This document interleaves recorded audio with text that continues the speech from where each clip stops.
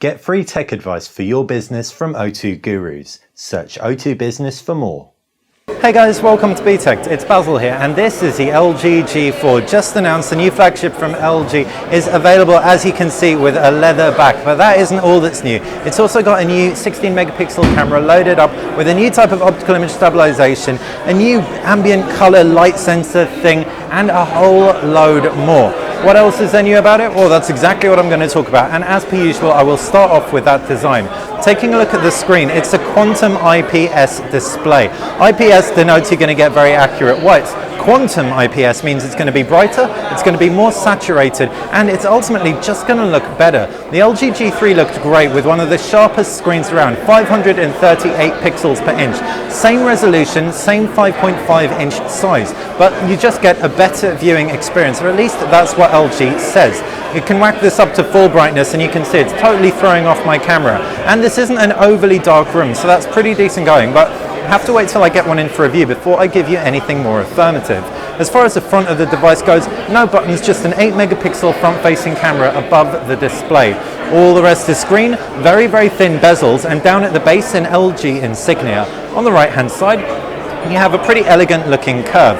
There's also a wedge I can use to take off that back cover. Yes, everyone, a removable back cover, a removable battery, and a removable microSD card slot. So all you Samsung naysayers, you will be rejoicing here. You've also got a micro USB connector at the base, 3.5mm headphone jack, no buttons along the left-hand side. Up at the top is a infrared blaster.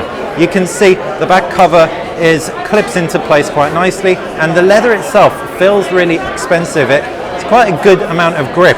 Not entirely sure how this will cope after a couple of years of use. LG put a nice spin on it in the press conference. They said, "You'll leave your mark on this." You most certainly will. Really interesting to see how this wears. You can take a look at the camera itself.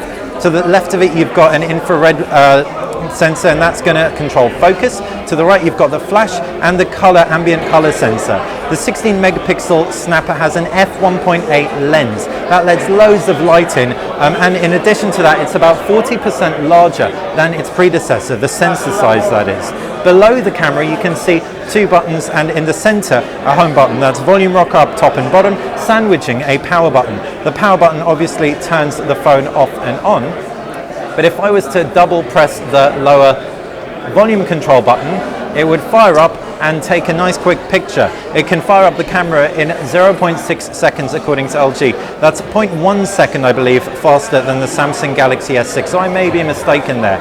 If I was to jump back home, now I can talk you around the user interface. It's Android 5.0 with the 4th generation of LG's user interface over the top. It's similar to its predecessor, but everything looks a lot flatter. It's very clean, very, very minimalistic.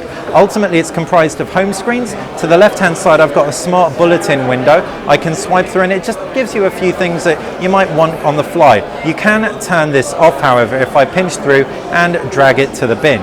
Jumping through to the home screen, you can see that pinch delivered an overview of home screens. I can add or remove home screens at will. Pull down from the top, I've got my horizontal bar of quick toggles. I've also got my brightness, and I have my volume controls too. And emails, notifications, I can swipe out of the way. Applications tray, swipe through, and then that leads to widgets, so I can drop onto the home screen. The user interface also has a few other neat highlights. You can, for example, pick up a picture by long pressing it and drop it into your calendar, so that it links calendar events with pictures that you've taken. Neat things like that we will come on to in our more in-depth, hands-on and full review. Ultimately, therefore, we can't really say whether it's yay or nay for this just yet, but one thing's for sure, it feels a lot smoother than the LG G3. The G3, the biggest gripe I had with it was how slow it got after a couple of weeks. With the hexa-core processor in here from Qualcomm, things should look a lot better. Then I'm going to come on to that in a sec, but first off, I'm going to tell you a little bit more about that camera. 16 megapixels, f1.8 aperture, and you can see if I tap those three buttons, I've got a simple, an automatic mode, and a manual mode. In simple, I can just tap the screen and it will take a nice quick picture. In automatic mode, I can control the flash, the rear camera and front camera switch, as well as the mode, auto, panorama and dual, and some additional settings, HDR, auto or on or off. I can control the aspect ratio, voice control, and I can overlay a grid over the image. If I tap through on those three buttons, I can also control manual shooting mode.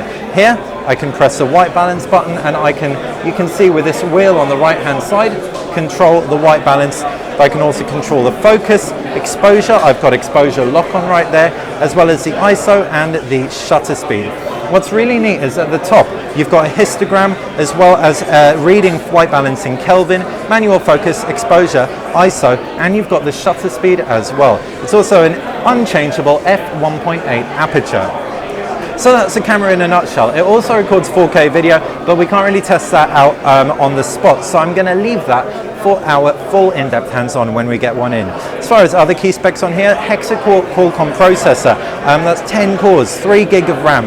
It's also got a 3000 milliamp battery removable. I can prise off that back cover so we can take a look under the hood, and you can see the leather back cover. If you don't get one in your retail pack, you'll be able to pick up removable 3000 battery, replaceable so you can carry a spare with you, microSD expandability as well.